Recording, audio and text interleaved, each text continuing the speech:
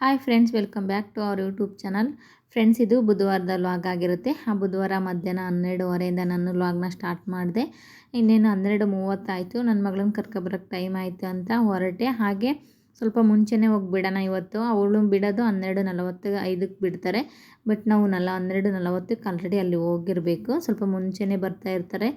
Parents ಎಲ್ಲ ಹೊರಗಡೆ ನಿಂತಿರ್ತಾರಲ್ವ, ನಮ್ಮನ್ನೇ ನೋಡ್ತಾ ಇರ್ತಾರೆ ಅಂತ ನಾನು ಒಂದು 5 ನಿಮಿಷ ಮುಂಚೆನೇ ಹೋಗ್ತೀನಿ. ಬಟ್ ಇವತ್ತು 12:30ಗೆ ಹೊರಟೆ. ಯಾಕಂದರೆ ಇವತ್ತು ಸ್ವಲ್ಪ ಮುಂಚೆನೇ ಹೋಗ್ಬಿಟ್ರೆ ಒಂಚೂರು ತರಕಾರಿ ಬೇರೆ ತಗೊಳೋದಿತ್ತು. ಹಂಗೇ ಸ್ವಲ್ಪ ಪಾರ್ಲರಿಗೆ ಹೋಗ್ಬಿಟ್ಟು ಐಬ್ರೋ ಮಾಡಿಸ್ಕೊಬರೋಣ ಅಂತ ಹೊರಟೆ. ಬಟ್ ಅಲ್ಲಿ ಪಾರ್ಲರಲ್ಲಿ ಸ್ವಲ್ಪ ರಶ್ ಇತ್ತು. ಹಾಗಾಗಿ ಮತ್ತೆ ಅವಳಿಗೆ ಟೈಮ್ ಆಗುತ್ತೆ ಅಂತ ಬರೀ ತರಕಾರಿ ತಗೊಂಡು ಅಷ್ಟೇ ಹೊರಟೆ. ಇನ್ನು ನಮ್ಮ ಮನೆಯಲ್ಲಿ ನಾನು ಫ್ರಿಜ್ ತಗೊಂಡಿಲ್ಲ. ಹಾಗಾಗಿ ಫ್ರೆಶ್ಶಾಗೇ ನಾನು ತರಕಾರಿನೆಲ್ಲ ತಂದು ಹಾಲು ಮತ್ತು ಮೊಸರು ಎಷ್ಟು ಬೇಕು ಅಷ್ಟನ್ನೇ ತಗೊಂಬಂದು ಅವತ್ತೇ ಖಾಲಿ ಮಾಡಿಬಿಡ್ತೀನಿ. ನಾನು ಪ್ಲ್ಯಾನ್ ಮಾಡ್ಕೊಂಡಿರ್ತೀನಿ ನಾಳೆ ಟಿಫನ್ಗೆ ಏನು ಮಾಡಬೇಕು, ಏನು ತರಕಾರಿ ತರಬೇಕು ಅಂತ. ಆವಾಗ ನಮ್ಮ ಮನೆ ಹತ್ರನೇ ಇದೆ. ಈಗ ನನ್ನ ಮಗಳು ಸ್ಕೂಲಿಗೆ ಕರ್ಕೊಬರಕ್ಕೆ ಹೋಗ್ತೀನಲ್ಲ, ಆ ರೋಡಲ್ಲೇ ಇದೆ. ಚೂರು ಮುಂದೆ ಹೋಗ್ಬಿಟ್ಟು ಅಲ್ಲಿಂದ ಮತ್ತೆ ತರಕಾರಿನೆಲ್ಲ ತಗೊಂಡು ವಾಪಸ್ ಅವಳನ್ನು ಕರ್ಕೊಂಬರೋಕ್ಕೆ ಆಗುತ್ತೆ ಅಂತಲೇ ಹೊರಟೆ. ಮತ್ತು ಈ ತರಕಾರಿನೆಲ್ಲ ಇಟ್ಕೊಂಡು ಅವಳನ್ನು ಬ್ಯಾಗನ್ನು ಎಲ್ಲ ತಗೊಂಡು ಬರೋಕ್ಕಾಗಲ್ಲ ಅಂದ್ಕೊಂಡು ಹೊರಟೆ. ಇದು ಮಾರ್ಕೆಟ್ ಬಂದುಬಿಟ್ಟು ನಮ್ಮ ಮನೆಗೆ ಸ್ವಲ್ಪ ನಿಯರೇ ಆಗುತ್ತೆ, ವಾಕಬಲ್ ಡಿಸ್ಟೆನ್ಸು. ಹಂಗಾಗಿ ಎಷ್ಟು ಚೆನ್ನಾಗಿ ಫ್ರೆಶ್ಶಾಗಿ, ಇನ್ನೂ ಮೊನ್ನೆ ಓಪನ್ ಆಗಿರೋದು, ತುಂಬ ಫ್ರೆಶ್ಶಾಗಿ ಸಿಗುತ್ತೆ. ವೆಜಿಟೇಬಲ್ಸು, ಫ್ರೂಟ್ಸು ಎಲ್ಲ ಫ್ರೆಶ್ಶಾಗೇ ಸಿಗ್ತಾಯಿತ್ತು. ಹಾಗಾಗಿ ಅಲ್ಲೇ ಹೋಗ್ಬಿಟ್ಟು ಆಮೇಲೆ ಅವಳನ್ನು ಕರ್ಕೊಬಂದ್ರಾಯ್ತು ಅಂತ ಆ ಕಡೆ ಹೋದೆ. ಅದೇ ನಾನು ತುಂಬ ಸ್ಟಾಕ್ ಮಾಡ್ಕೊಳಲ್ಲ ಯಾವುದೇ ತರಕಾರಿ ಆಗಲಿ, ಡೈಲಿ ಸಿಗ್ತಾಯಿರುತ್ತೆ. ಬೆಂಗಳೂರಾಗೇನು ತರಕಾರಿ ಬುಕ್ ಮಾಡಿದ್ರೆ ಸೀದಾ ಮನೆಗೆ ಬರುತ್ತಲ್ವ. ಹಂಗಾಗಿ ನಾವು ಫ್ರಿಜ್ಜನ್ನು ಕೂಡ ತಗೊಂಡಿಲ್ಲ. ಎಷ್ಟು ಬೇಕೋ ಅಷ್ಟನ್ನೇ ತಗೊಂಬಂದು ಯೂಸ್ ಮಾಡೋಣ ಅಂತ. ಆ ಫ್ರಿಜ್ ಇಟ್ಕೊಂಡಷ್ಟು ತುಂಬ ವೇಸ್ಟ್ ಎಲ್ಲ ಹಾಕ್ಬಿಟ್ಟು ನಮಗೂ ಕೂಡ ಆರೋಗ್ಯನೂ ಕೂಡ ಕೆಟ್ಟೋಗುತ್ತೆ. ಸುಮ್ಮನೆ ಏನಕ್ಕೆ, ನಮ್ಮ ಮನೆಗೇನು ಹಾಲು ಮೊಸರು ಏನು ಅಷ್ಟು ನಾವು ಸ್ಟಾಕ್ ಮಾಡ್ಕೊಂಡು ಕೂಡ ಇಟ್ಕೊಂಡಿರಲ್ಲ. ಹಂಗಾಗಿ ಎಲ್ಲ ಫ್ರೆಶ್ಶಾಗಿ ಯೂಸ್ ಮಾಡಬೇಕು. ಅದನ್ನೇನು ಬೇಡ ಅಂತ ಅವಶ್ಯಕತೆ ಇಲ್ಲ ಅಂತ ಸದ್ಯಕ್ಕೆ ಫ್ರಿಜ್ ತಗೊಂಡಿಲ್ಲ. ಮುಂದೆ ನೋಡೋಣ, ತಗೊಳಲ್ಲ ಅಂತ ಹೇಳಲ್ಲ, ಬಟ್ ಸದ್ಯಕ್ಕೆ ಇನ್ನೂ ತಗೊಂಡಿಲ್ಲ. ಬೇಡ ಅಂತಲೇ ಸುಮ್ಮನೆ ಇದ್ದೀನಿ. ಹಂಗೇನಾದರೂ ಮುಂದೆ ಬೇಕು ಅಂತ ನೆಸೆಸಿಟಿ ಅಂತ ಏನಾದರೂ ಬಂತು ಅಂದರೆ ತಗೊಂಡ್ರಾಯ್ತು ಅಂತ. ಟೊಮೊಟೊ ಬಂದುಬಿಟ್ಟು 20 ರೂಪಾಯಿ ಸಿಕ್ತು ಇಲ್ಲಿ ರೇಟು, ಕಡಿಮೆ ರೇಟು. ಇವಾಗ ಎಲ್ಲ ಕಡೆಯೂ ಟೊಮೊಟೊ ಕಡಿಮೆ ರೇಟೇ ಇರ್ಬೋದು ಅನಿಸುತ್ತೆ. ನಾನು 1 kg ಅಷ್ಟೇ ತಗೊಬರ್ತೀನಿ. ಮತ್ತು ಅದು ಖಾಲಿ ಆದ ತಕ್ಷಣ ಇವಾಗಂತೂ ತುಂಬ ಹಣ್ಣಾಗಿರೋವೇ ಜಾಸ್ತಿ ಇರೋದ್ರಿಂದ ಅವು ಒಂದು 4-5 ದಿನಕ್ಕೆ ಓವರಾಗಿ ಹಣ್ಣಾಗಿಬಿಡ್ತವೆ. ಆವಾಗ ಟೊಮೊಟೊ ಹಾಕಿದರೆ ಅದೇ ಟೊಮೊಟೊನೇ ಒಂಥರ ಟೇಸ್ಟ್ ಬರ್ತಾ ಇರುತ್ತೆ, ಯಾವುದೇ ಒಂದು ಅಡುಗೆಗೆ ಹಾಕಿದ್ರೂ. ಹಂಗಾಗಿ ನಾನು ಜಾಸ್ತಿ ಹಣ್ಣಾಗಿರೋ ಟೊಮೊಟೊ ಯೂಸ್ ಮಾಡಲ್ಲ, ನನಗೆ ಇಷ್ಟ ಆಗಲ್ಲ. ಸ್ವಲ್ಪ ಕಾಯಿ ಅಂಥದ್ದನ್ನೇ ನಾನು ತಗೊಬರ್ತೀನಿ. ಮತ್ತು ಶುಂಠಿನೂ ಕೂಡ ಖಾಲಿಯಾಗಿತ್ತು ಮನೆಯಲ್ಲಿ, ಅದನ್ನು ಕೂಡ ತಗೊಂಬಂದು ಇಟ್ಕೊಳ್ಳೋಣ. ಮಳೆ ವೆದರೆಲ್ಲ ಚೇಂಜ್ ಆಗ್ತೈತೆ, ಶುಂಠಿ ಟೀ ಕುಡಿದ್ರೆ ಚೆನ್ನಾಗಿರುತ್ತೆ ಅಂತ ಸ್ವಲ್ಪ ಜಾಸ್ತಿನೇ ತಗೊಂಬಂದೆ. ಇನ್ನು ಮಧ್ಯಾಹ್ನ ಸಾಂಬಾರು ಮಾಡಿದ್ರಾಯ್ತು ಅಂತ ಪಾಲಕ್ ಸೊಪ್ಪು ತಗೊಂಬಂದೆ. ಮಸ್ಸೊಪ್ಪು ಮಾಡ್ತೀವಲ್ಲ, ಆ ಥರ ಮಾಡೋಣ ಅಂತ.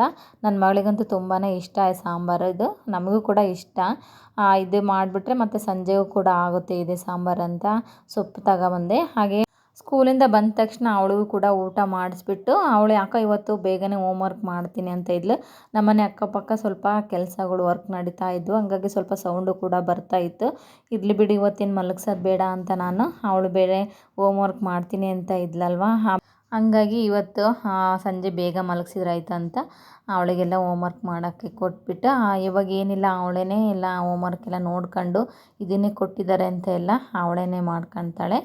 ಅವಳು ಹೋಮ್ವರ್ಕ್ ಮಾಡ್ತಾಯಿದ್ಲು. ಊಟ ಇನ್ನೇನು ಆಗಿತ್ತು ಅಂತ ನಮ್ಮ ಮನೆಗೆ ಮ್ಯಾಂಗೋ ಫ್ರೂಟ್ಸು ಇತ್ತು, ಅದನ್ನು ಕಟ್ ಮಾಡಿಕೊಟ್ಟೆ. ಇದನ್ನು ತಿಂದ ತಕ್ಷಣ ಆಮೇಲೆ ಊಟ ಕೊಟ್ಟರಾಯ್ತು, ಸಾಂಬಾರು ಕೂಡ ಆಗುತ್ತೆ ಬೇಗ ಅಂತ. ಇನ್ನು ಮೊನ್ನೆ ಗೆಣಸನ್ನು ಕೂಡ ಬುಕ್ ಮಾಡಿದ್ದೆ ಅಂತ ಹೇಳಿದ್ದೆ, ಅದನ್ನು ಒಂಚೂರು ಬೇಯಿಸ್ಬಿಟ್ಟು ಇವತ್ತು ತಿಂದ್ರಾಯ್ತು. ತುಂಬ ದಿನ ಇದ್ದರೆ ಅದು ಚೆನ್ನಾಗಿರಲ್ಲ ಅಂತ ತಗೊಂಡು ಅದನ್ನು ಸಿಪ್ಪೆ ತೆಗೆದ್ಬಿಟ್ಟು ಕಟ್ ಮಾಡಿ ಬೇಯಿಸೋಣ ಅಂತ ನೋಡ್ತಾಯಿದ್ದೆ. ಪಾತ್ರೆಯೇ ಬೇಯಿಸೋಕ್ಕಾಗ್ತಾ ಇರಲಿಲ್ಲ, ಭಾಳ ಓವರಾಗಿ ಬಲ್ತಿತ್ತು, ಬೇಗ ಬೇಯೆಲ್ಲ ಗಟ್ಟಿ ಇತ್ತು ತುಂಬ. ಹಾಗಾಗಿ ಕುಕ್ಕರಿಗೆ ಹಾಕ್ಬಿಡೋಣ ಅಂತ ಅದನ್ನೆಲ್ಲ ಕಟ್ ಮಾಡ್ತಾಯಿದ್ದೆ. ಇದರಲ್ಲಿ ಒಂದು ಮಾತ್ರ ಚೆನ್ನಾಗಿತ್ತು, ಇನ್ನೊಂದು ಯಾಕೋ ಕೆಟ್ಟೆ ಹೋಗ್ಬಿಟ್ಟಿತ್ತು. ಆನ್ಲೈನಲ್ಲಿ ತಗೊಂಬಂದರೆ ಹಿಂಗೆ ಆಗೋದು ನೋಡಿರಿ, ನಾವು ನೋಡಿರಲ್ವ, ಅದು ಎಂಥದ್ದು ಬೇಕಂತ ತಂದು ಕೊಟ್ಬಿಡ್ತಾರೆ. ಇನ್ನು ಗೆಣಸನ್ನೆಲ್ಲ ನೀಟಾಗಿ ತೊಳೆದ್ಬಿಟ್ಟು ಅದನ್ನು ಕುಕ್ಕರಲ್ಲಿ ಕೂಗ್ಸೋಣ ಅಂತ ಅದನ್ನು ಸ್ಟವ್ ಮೇಲೆ ಇಟ್ಬಿಟ್ಟು ಸ್ವಲ್ಪ ಸೊಪ್ಪೆಲ್ಲ ಸೋಸ್ಕೊಳ್ಳೋಣ. ಅವಳು ಕೂಡ ಹಣ್ಣು ತಿಂತಾಯಿದ್ಲು, ಅವಳ ಜೊತೆ ಮಾತಾಡ್ಕೊಳ್ತಾ ಕೂತ್ಕೊಂಡು ಸೊಪ್ಪನ್ನ ಸೋಸ್ತಾ ಇದ್ದೆ. ಇವಳಿಗೆ Saturday show and tell competition ಇದೆ. ಹಾಗಾಗಿ ನಮ್ಮ ಮನೆಯವರು ಸ್ವಲ್ಪ ಒಂದು 4-5 ಲೈನ ಹೇಳ್ಕೊಡು ಅಂತ ಎಲ್ಲ ಬರೆದಿಟ್ಟು ಹೋಗಿದ್ರು. ಪ್ರಾಕ್ಟೀಸ್ ಮಾಡಿಸು, ಹಂಗಾರೆ ಸ್ವಲ್ಪ ಬೇಗ ಹೇಳ್ತಾಳೆ ಚೆನ್ನಾಗಿ ಅಂತ. ಅವಳಿಗೂ ಕೂಡ ಅದನ್ನು ಹೇಳ್ಕೊಡೋಣ ಅಂತ ಸೊಪ್ಪು ಸೋಸ್ಕೊಳ್ತಾನೆ ಹೇಳ್ತಾ ಇದ್ದೆ. ಇನ್ನು ಜಾಸ್ತಿ ಸೊಪ್ಪು ತಗೊಂಬಂದಿದ್ದೆ. ಒಂದು ಕಟ್ ತಗೊಂಬಂದ್ರೆ ನಮಗೆ ಸಾಂಬಾರು ಮಾಡಿ 2 ದಿನ ತನಕ ತಿನ್ನೋಕೆ ಇಷ್ಟ ಆಗೋಲ್ಲ. ಹಾಗಾಗಿ ನಾನೇನು ಮಾಡ್ತೀನಿ ಅಂದರೆ ಒಂದು ಟೈಮು ಸಾಂಬಾರು ಮಾಡಿಬಿಡ್ತೀನಿ. ಇನ್ನು ಸ್ವಲ್ಪ ಉಳಿತು ಅಂದರೆ ಪಾಲಕ್ ಚಪಾತಿ ಏನಾದರೂ ಮಾಡ್ಬೋದು ಅಂತ ಹಂಗೆ ಅದನ್ನೆಲ್ಲ ಸೋಸಿಬಿಟ್ಟು ಹಂಗೆ ಒಂದು ಸ್ವಲ್ಪ ಬಟ್ಟೆ ಮುಚ್ಚಿ ತೆಗೆದಿಟ್ಟೆ. ಈ ಥರ ಇಟ್ಬಿಟ್ರೆ 2-3 ದಿನ ಆದರೂ ಸ್ಟೋರ್ ಮಾಡ್ಕೊಬೋದು, ಏನಾಗಲ್ಲ.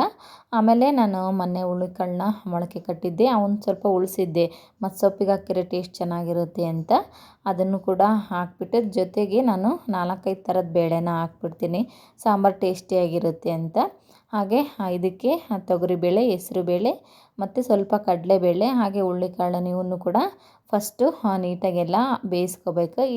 ಅದನ್ನೆಲ್ಲ ಬೇಯಿಸ್ಕೊಂಡಾದ್ಮೇಲೆ ನಾವು ಸೊಪ್ಪನ್ನ ಅದರಲ್ಲಿ ಇಟ್ಬಿಟ್ಟು ಮತ್ತೆ ಒಂಚೂರು ಬೇಯಿಸ್ಕೋಬೇಕಾಗುತ್ತೆ.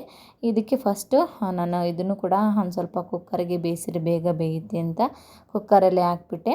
ಇದಕ್ಕೆ ಒಂದು ಟೊಮೊಟೊ ಹಾಕ್ಬಿಟ್ಟು ಚೂರು ಅರಿಶಿನ ಪುಡಿ ಹಾಕ್ಬಿಟ್ಟು ಒಂದು 3-4 ವಿಸಲ್ನ ಕೂಗಿಸ್ಕೊಳ್ತೀನಿ. ಮನೆ ಬೇಳೆದು ಆಗಿರೋದ್ರಿಂದ ಸ್ವಲ್ಪ ಬೇಗ ಬೇಯಲ್ಲ, ಲೇಟ್ ಆಗುತ್ತೆ ಅನ್ನೋದಕ್ಕೋಸ್ಕರ ಈ ಥರ ಮಾಡ್ತೀನಿ ನಾನು.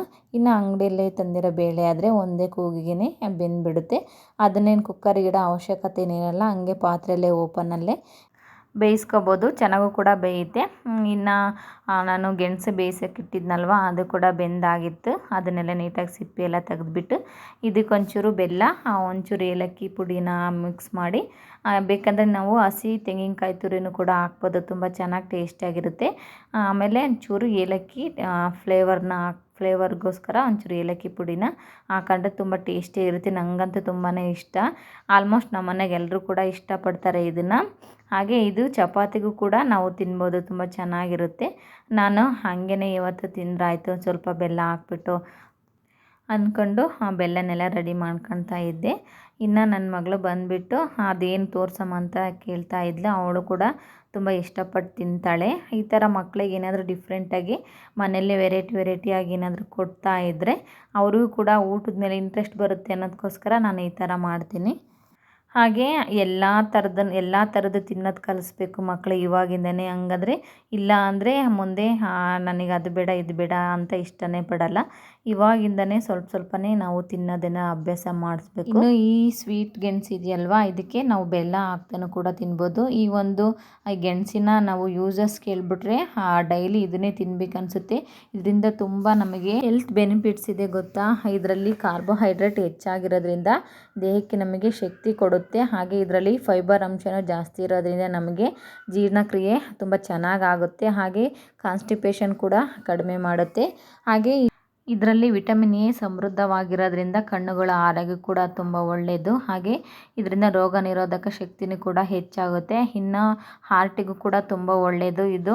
ಇದರಲ್ಲಿ ಪೊಟ್ಯಾಷಿಯಮ್ ಕೂಡ ಇರೋದ್ರಿಂದ ನಮಗೆ ರಕ್ತದ ಒತ್ತಡನ ನಿಯಂತ್ರಣದಲ್ಲಿಡುತ್ತೆ. ಹಾಗೆ ಇದನ್ನು ಸ್ವಲ್ಪ ತಿಂದ ತಕ್ಷಣ ಹೊಟ್ಟೆ ತುಂಬಿತು ಅನಿಸುತ್ತೆ, ಬೇಗ ಹಸಿವು ಕೂಡ ಆಗಲ್ಲ. ಇದರಿಂದ ತೂಕ ನಿಯಂತ್ರಣ ಕೂಡ ಆಗುತ್ತೆ. ಇದನ್ನು ನಾವು ನಾರ್ಮಲಾಗಿ ಇದರಲ್ಲೇ ಸ್ವೀಟ್ ಬಂದಿರೋದ್ರಿಂದ ಮತ್ತೆ ಇದಕ್ಕೆ ಸಕ್ಕರೆ ಆ್ಯಡ್ ಮಾಡಬೇಕು ಅನ್ನೋದೇನಿರಲ್ಲ. ಆ ಥರ ಸ್ವೀಟ್ ಏನಾದರೂ ತಿನ್ನಬೇಕು ಅಂತ ಅನ್ನಿಸ್ದಾಗ ಇದನ್ನು ಆರಾಮಾಗಿ ನಾವು ತಿನ್ಬೋದು. ಇದನ್ನು ಫ್ರೈ ಮಾಡ್ಕೊಂಡು ಕೂಡ ತಿನ್ಬೋದು, ಹಾಗೆ ಹಿಂಗೆ ಬೇಯಿಸ್ಕೊಂಡು ಕೂಡ ತಿನ್ಬೋದು. ನೋಡಿ ಎಷ್ಟು ಬೆನಿಫಿಟ್ಸ್ ಇದೆ ಅಲ್ವಾ. ನನಗೂ ಕೂಡ ಇದನ್ನೆಲ್ಲ ಕೇಳಿದ ಮೇಲೆ ಡೈಲಿ ಒಂದು ಟೈಮ್ ಆದ್ರೂ ತಿನ್ನಬೇಕು ಅನ್ನಿಸ್ತು ನಿಜವಾಗ್ಲೂ. ಯಾರಾದರೂ ಎಲ್ಲೇ ಗೆಣಸು ಸಿಕ್ಕರೂ ಕೂಡ ನೀವು ಅದನ್ನು ಮಿಸ್ ಮಾಡಿ ತಗೊಂಬಂದು ನೀವು ಈ ಥರ ಮಾಡ್ಕೊಂಡು ತಿನ್ನಿ, ತುಂಬ ಯೂಸಸ್ ಇದೆ ಇದರಿಂದ. ಹಾಗೆ ಸಂಜೆ ನನ್ನ ಮಗಳು ಹೊರಗಡೆ ಆಟ ಆಡೋಕ್ಕೆ ಹೋಗೋಣ ಅಂತ ಕರಿತಾ ಇದ್ಲು. ನಮ್ಮ ಮನೆಯವರು ಕೂಡ ಸ್ವಲ್ಪ ಬ್ಯುಸಿ ಇದ್ದರು, ಹಂಗಾಗಿ ನಾನೇ ಕರ್ಕೊಂಡೋದೆ. ಅವ್ನ ಸ್ಕೂಲ್ ಮುಂದೆನೇ ಇರೋದು ಇದು ಪಾರ್ಕ್, ಇಲ್ಲಿ ಯಾರೂ ಬರಲ್ಲ, ಮಕ್ಕಳು ಅಷ್ಟೇ ಬರ್ತಾರೆ. ಹಾಗಾಗಿ ಆರಾಮಾಗಿ ಆಡ್ಕೊಂಡು ಬಂದ್ವಿ ಹೋಗಿ.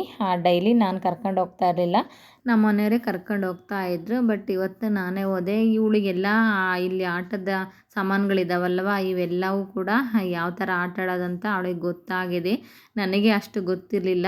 ಒಂದು ಆಗ್ತಿಲ್ಲ ಒಂದು ಅವಳೇ ಆಟ ಆಡ್ಕೊಳ್ತಾ ಇದ್ಲು.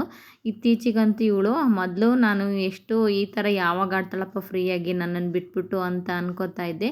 ಬಟ್ ಸ್ಕೂಲಿಗೆ ಸೇರಿದ ಮೇಲೆ ಎಷ್ಟು ಆಕ್ಟಿವ್ ಆಗಿಳಂದರೆ ನನಗೆ ನಂಬೋಕೆ ಆಗಲ್ಲ. ಅಷ್ಟು ಆಕ್ಟಿವ್ ಆಗಿದ್ದಾಳೆ. ಹಾಗೆ ಇನ್ನು ಈ ಥರ ಎಲ್ಲ ಒಬ್ಬೊಬ್ಬಳೇ ಆಡಬೇಕನ್ನೋ ಧೈರ್ಯನೂ ಕೂಡ ಜಾಸ್ತಿ ಬರ್ತಾಯಿದೆ. ಈ ಥರ ಎಂದೂ ಕೂಡ ಒಬ್ಬಳೇ ಆಡ್ತಾ ಇರಲಿಲ್ಲ. ನಾನು ಮ್ಯಾಟ್ ಬೇರೆ ಕೆಳಗಡೆ ಇತ್ತಲ್ವ, ಬಿದ್ದರೂ ಕೂಡ ಅಷ್ಟು ಏಟಾಗಲ್ಲ, ಆಟ ಆಡಲೇ ಬಿಡು ಫ್ರೀಯಾಗಿ, ಮತ್ತು ನಾನು ರಿಸ್ಟ್ರಿಕ್ಷನ್ ಮಾಡಿದಷ್ಟು ಮತ್ತೆ ಹೆದರ್ತಾಳೆ ಅಂತ ಅವಳನ್ನ ಹಂಗೆ ಫ್ರೀಯಾಗಿ ಬಿಟ್ಟಿದ್ದೆ. ಇಲ್ಲಿ ಹಿಂಗೆ ಸುತ್ತುತ್ತಾ ಇತ್ತಲ್ವ, ಅವಳೇ ನನಗೆ ಹೇಳಿದ್ಲು, ಈ ಥರ ಕುತ್ಕೊಳ್ಳಮ್ಮ, ಹಿಂಗೆ ತಿರುಗಿಸ್ತೀನಿ ನಾನು ಅಂತ. ಎಷ್ಟು ಎಂಜಾಯ್ ಮಾಡಿದ್ಲಂದರೆ, ಆ ಮನೇಲಿದ್ದರೆ ಸುಮ್ಮನೆ ಪಾಪ ಎಷ್ಟು ಖುಷಿಪಟ್ಟಲ್ವ ಹೋಗಿದ್ದಕ್ಕೆ. ಮನೇಲಿದ್ದರೆ ಸುಮ್ಮನೆ ಬೇಜಾರಾಗಿ ಒಬ್ಬಳೇ ಇರೋಳು, ಇಲ್ಲ ಟಿ ವಿ ಹಾಕು ಅಂತ ಇರೋಳು ಅಂತ ಅನ್ನಿಸ್ಬಿಡ್ತು ನನಗೆ. ಅಲ್ಲಿಗೆ ಹೋದ್ಮೇಲೆ ಅಷ್ಟು ಚೆನ್ನಾಗಿ ಆಟ ಆಡಿದ್ಲು. ಯಾಕಂದರೆ ಇನ್ನು ಬೆಂಗಳೂರಲ್ಲಿ ನಾವು ಒಬ್ಬೊಬ್ಬರೇ ಮನೇಲಿರೋದ್ರಿಂದ ಇವಳು ಕೂಡ ಒಬ್ಬಳೇ ಇರ್ತಾಳೆ, ಎಲ್ಲೂ ಕೂಡ ಹೊರಗಡೆ ಹೋಗಲ್ಲ, ಮಕ್ಕಳ ಜೊತೆಗೆ ಬೆರೆಯಲ್ಲ ಅಷ್ಟು. ಆ ಸ್ಕೂಲಲ್ಲಿ ಇದ್ದಿದ್ದೆ ಫ್ರೆಂಡ್ಸು, ಈ ಕಡೆ ಯಾರೂ ಅಷ್ಟು ಮಕ್ಕಳಿಲ್ಲ, ಸೀದಾ ಕೆಳಗಡೆ ಹೋಗ್ಬೇಕು. ನಾವು 3rd ಫ್ಲೋರ್ ಇರೋದ್ರಿಂದ ಮತ್ತು ಮಕ್ಕಳು ಆಟ ಆಡೋ ಟೈಮಲ್ಲಿ ನಾನೇನೋ ಮಾಡ್ತಾಯಿರ್ತೀನಿ ಅಂತ ಕರ್ಕೊಂಡು ಹೋಗೋಕ್ಕಾಗಲ್ಲ. ಹಂಗಾಗಿ ಹೆಂಗೂ ಫ್ರೀ ಇದ್ನಲ್ವ, ಬಿಡು ಆಟ ಆಡಲಿ ಅಂತ ಕರ್ಕೊಂಡೋದೆ. ಎಷ್ಟು ಎಂಜಾಯ್ ಮಾಡಿಲ್ಲ ಅಂದರೆ ನನಗೆ ಬಂದಿದ್ದಕ್ಕೂ ಕೂಡ ಸಾರ್ಥಕ ಆಯಿತು ಬಿಡು, ಪಾಪ ಚೆನ್ನಾಗಿ ಆಟ ಆಡಿಲ್ಲಲ್ಲ ಅನ್ನಿಸ್ಬಿಡ್ತು. ಇನ್ನು ಅವಳು ಎಂಜಾಯ್ ಮಾಡೋದು ನೋಡಿ ನನಗೂ ಕೂಡ ತುಂಬ ಖುಷಿ ಆಯಿತು. ಮನೇಲಿದ್ದರೆ ಇಷ್ಟು ಖುಷಿ ಸಿಗ್ತಾ ಇರಲಿಲ್ಲ, ಬಿಡು ಚೆನ್ನಾಗಿ ಆಟ ಆಡ್ತಾಳೆ ಅಂತ. ನಾನು ಒಂದು 7 o'clockವರೆಗೂ ಅಲ್ಲೇ ಆಟ ಆಡಿಸ್ಕೊಂಡು ಬಂದ್ವಿ. ಮತ್ತು ಎಷ್ಟೋ ತನಕ ಕರೆದ್ರೂ ಕೂಡ ಇಲ್ಲ ಇನ್ನೊಂದು ಸ್ವಲ್ಪ ಹೊತ್ತು ಆಟ ಆಡೋಣಮ್ಮ ಅಂತ ಇದ್ಲು. ಬಟ್ ಹೋಮ್ವರ್ಕ್ ಎಲ್ಲ ಮಾಡಿದ್ಲಲ್ವ, ಬಿಡು ಆಟ ಆಡಲಿ, ಮತ್ತು ಹೋದ ತಕ್ಷಣ ಊಟ ಮಾಡಿಸಿ ಒಂಚೂರು ಆಟ ಆಡಿಸಿ ಮಲಗಿಸಿದ್ರಾಯ್ತು ಅಂದ್ಕೊಂಡು ನಾನು ಕೂಡ ನಿಧಾನಕ್ಕೆ ಆಟ ಆಡಿಸ್ಕೊಂಡು ಕರ್ಕೊಂಬಂದು. ಇನ್ನು ಅಡುಗೆ ಮಾಡೋದಂತೂ ಇರಲಿಲ್ಲ, ಸಾಂಬಾರು ಇತ್ತಲ್ವ, ಅದಕ್ಕೆ ಏನಾದರೂ ರೈಸ್ ಮಾಡೋಣ ಅಂತ. ಆಟ ಆಡಿದ್ರೆ ಆಡಲೇ ಬಿಡು ಅಂದ್ಕೊಂಡು ಅಲ್ಲೇ ಕೂತ್ಕೊಂಡು ಸ್ವಲ್ಪ ಆ ವಿಡಿಯೋನ ಕ್ಯಾಪ್ಚರ್ ಮಾಡಿಕೊಂಡೆ. ಕೊನೆಗೆ ಅವಳೇ ಸಾಕು ಹೋಗೋಣ ಬಾರಮ್ಮ ಅಂದ್ಲು. ಎಲ್ಲ ಮುಗಿಸ್ಕೊಂಡು ನಾವು ಕೂಡ ಮನೆಗೆ ಬಂದ್ವಿ. ಇನ್ನು ವ್ಲಾಗ್ನ ಇಲ್ಲಿಗೆ ಎಂಡ್ ಮಾಡ್ತಾಯಿದ್ದೀನಿ. ಸೊ ಫ್ರೆಂಡ್ಸ್, ಈ ಒಂದು ವ್ಲಾಗ್ ನಿಮಗೆ ಇಷ್ಟ ಆದರೆ ಲೈಕ್ ಮಾಡಿ, ಹಾಗೆ ಯಾರೆಲ್ಲ ಸಬ್ಸ್ಕ್ರೈಬ್ ಮಾಡ್ಕೊಂಡು ನಾನು ವೀಡಿಯೋನ ವಾಚ್ ಮಾಡ್ತಾಯಿದ್ದೀರಾ ಸಬ್ಸ್ಕ್ರೈಬ್ ಮಾಡ್ಕೊಂಡು ಕೂಡ ನೋಡಿ ಅಂತ ಹೇಳ್ತಾ ನೆಕ್ಸ್ಟ್ ಸಿಗ್ತೀನಿ. ಬಾಯ್, ಟೇಕ್ ಕೇರ್.